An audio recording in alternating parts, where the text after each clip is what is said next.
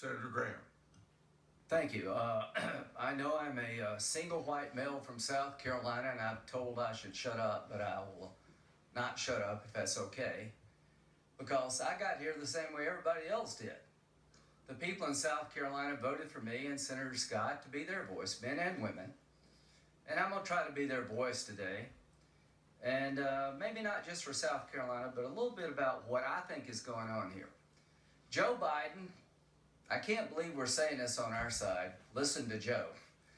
But Joe was right a lot. Joe Biden's a unique guy. If you had one last conversation before you die, you'd want to have it with Joe. You'd be around for a while. He's a decent guy. If he runs for president, it'd be hard to beat. He came to Senator Thurman's funeral and gave a long eulogy. I asked him, Joe, I said, that was incredible. This can't help you in Delaware. He said, I just like the old guy. I didn't agree with him, and I didn't like some of the things he did in his life, but when I was down and out, he was there for me. And to my colleagues on the other side, this will end, and we'll see what we do next. I hope we can muster the ability to move forward, but some observations about where we find ourselves and how we got here. I wrote a book, and I think Senator Blumenthal is the only person I know that actually read it. It was online. I ran for president, and I got 1%, so I had my time to be president. Didn't go very far, and I lost. I didn't think Trump would win. I ran out of adjectives to describe about how I felt about his campaign. Well, he won and I lost, and he's president. And I'll try to help him where I can, say no when I must, and the election's over for me. I would like to tell him that you had a choice to make for the Supreme Court vacancy of Justice Kennedy. I think you did a good job, Mr. President. For somebody who's supposedly crazy and there's chaos everywhere, he did a good job here. Now, why difference between Gorsuch and Kennedy? Gorsuch and Kavanaugh. It's the Kennedy seat. If you don't get that, you're not paying much attention. Gorsuch is a even swap for Scalia. But this is high-stakes stuff, right? This is the seat where the guy in the middle is at risk. Kavanaugh clerked for Justice Kennedy. Would you have picked him? No. But you lost the election. And that does have consequences. When I said it about Obama winning, I meant it. Merrick Garland. Scalia dies in the election year, the last year of the term of President Obama. The primaries are already underway. Not in 100 years has anybody been nominated under that circumstance, so I don't think I did anything unfair with Garland. As to Sotomayor and Kagan, I was told on our side, you've got to keep them off the court because they're going to be a pro-choice vote. They hate guns. On and on and on. And I tried to go back to what this committee used to do. Strom Thurmond voted for Ginsburg. You'll never convince me that it was because he agreed with her philosophy. I think he saw in her a qualified person. Fritz Hollings voted for Scalia. The same is true. 96 and 97 votes. What's happened? Most of the nominees to the Supreme Court never had a hearing. It was always just assumed if they're qualified and they're not hacks, that they're going to go forward. Elections do matter. When it comes to President Trump, elections do matter. Now, about the law, and to my friends who have been prosecutors. I've been a prosecutor, I've been a defense attorney, and I've been a judge. Every woman who's been victimized needs to be heard. Count me in 1,000 times over. Count me in for the proposition for every one woman who comes forward, only God knows how many women and children go to their grave with the abuse. If you don't realize that, you just don't know this area of life. But you're going to be heard in the United States. I had a young man accused of sexual assault when I was in the Air Force as a defense attorney. The case eventually fell apart, and he almost killed himself. I had women who've been gang raped and didn't want to testify, but they did. Along with counselors, I sat up with them all night. Tough stuff. Emotional. Who to believe? I've been doing this legal stuff most of my life. I've never heard a more compelling defense of one's honor and integrity than I did from Brett Kavanaugh. He looked me in the eye, everybody in the eye, and he was mad, and he should have been mad. He could tell you where he was at and what he was doing during high school in a way that just blew me away. Brett Kavanaugh and women. If you're a gang rapist when you're a sophomore and a junior in high school, you don't let it go. Every woman who actually knows Brett Kavanaugh has come forward to say he is not that kind of guy.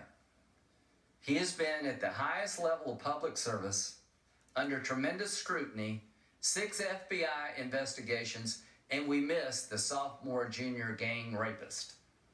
We didn't miss it. It's a bunch of garbage. We're in the twilight zone, and here's what I would say. Miss Ford. All I can say about Miss Ford, I feel sorry for her, and I do believe something happened to her, and I don't know when and where, but I don't believe it was Brett Kavanaugh. And as a prosecutor, you couldn't get out of the batter's box, because in America, before you can accuse somebody of a crime, you have to tell them when it happened and where it happened, and you have to prove beyond a reasonable doubt it did happen. The reason this case will never be brought in Maryland or anywhere else, you just can't get there. If you wanted to get a warrant, which is a probable cause standard, to search or arrest somebody, you got to prove by probable cause where it happened and when it happened. How are you supposed to defend yourself? Is the burden really on you to prove that you were not at a party 35 years ago and they won't tell you where it was and when it was? So all I can say is that under any reasonable standard, any concept of the rule of law, this would not go forward. There have been 5 allegations here. The 5th allegation was brought to me by Senator Whitehouse, who did absolutely the right thing. Somebody contacted him in Rhode Island and said a friend of his was on a boat with Mark Judge and Brett Kavanaugh, and they treated her badly. He went down and beat him up, and she won't come forward. I said, well, I'll make sure I'll join with you. Let the FBI look at it. And turned out not to be true. The 4th allegation was an anonymous allegation, a letter without a date or a return address sent to Corey Gardner just a few days ago. And he turned it over to the committee, and somebody on that side leaked it to NBC News, and it made it on the news, the 4th allegation. That really bothers me. I don't know what's going on over there, but that's not right. It was somebody over there. Now, about Miss Ford. I feel really bad that she wanted to remain anonymous and could not. The one thing I know for sure is that Dianne Feinstein would not do this and did not do this. But I know for sure somebody did. It wasn't chatter from a friend. 3 groups had this letter that was requested to be anonymous. Dianne Feinstein and her staff, the Congresswoman from California and her staff, and the lawyers. Somebody betrayed her trust, and if you can't figure out why, you shouldn't be driving. To delay this hearing, to set in motion the destruction of this man, to keep this seat open past the election. That I know beyond any doubt. What else do I know? I about fell out of my chair when Dr. Ford said yesterday, I didn't know you would be willing to come to me.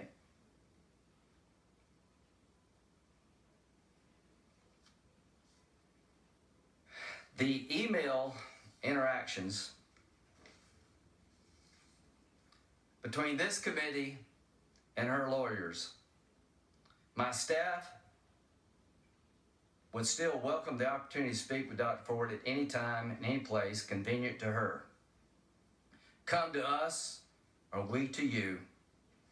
I'm willing to have my staff travel to Dr. Ford in California or anywhere else to obtain her testimony, September the 19th. Well, that wouldn't fit in the plan. It wouldn't be public, and it would get over with sooner than people wanted. I don't know what to believe, but I tend to believe that Dr. Ford did not know about this invitation. And I've been a lawyer most of my adult life, and somebody needs to ask the question to her lawyers, how could she not know about this? Are you beginning to understand what's been going on for a very long time in this case? It's not that hard to figure out. So if this is the new standard, the accusation proves itself to those who want to ask questions. You hate women.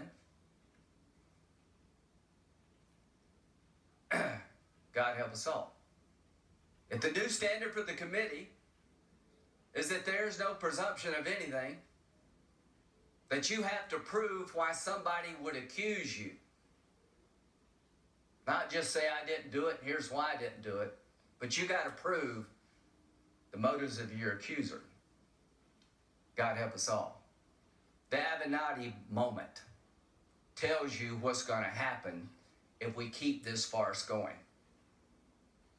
Plenty of time, plenty of opportunities to get to the truth. This has never been about the truth. This has been about delay and destruction. And if we reward this, it is the end of good people wanting to be judges. It is the end of any concept of the rule of law. It's the beginning of a process that will tear this country apart. And if I am chairman next year, if we keep the majority and Senator Grassley moves over, and I hope he doesn't because I think he's done a great job, I'm going to remember this. There's the process before Kavanaugh and the process after Kavanaugh. If you want to vet the nominee, you can. If you want to delay things for the next election, you will not. If you try to destroy somebody, you will not get away with it. Jeff is leaving. He has wrestled with this. He is trying to be fair. I cannot tell you, Jeff, what happened 35 years ago. I can tell you this, that through any legal system, this thing would not get out of the batter's box, and that everything I know about Judge Kavanaugh screams that this didn't happen, and all the other things. So, to my good friends on the other side who are struggling, I think an FBI investigation is going to do nothing. It's not going to tell you any more than we know now. It's going to just keep it going and going and going till he breaks and he won't, until the next 5 come forward. I'm going to vote yes. And I'm going to tell his 2 daughters that I'm proud of your dad, and I really, really believe he's a good man. Now, I'm going to tell Dr. Ford I am sorry you had to go through this too. So,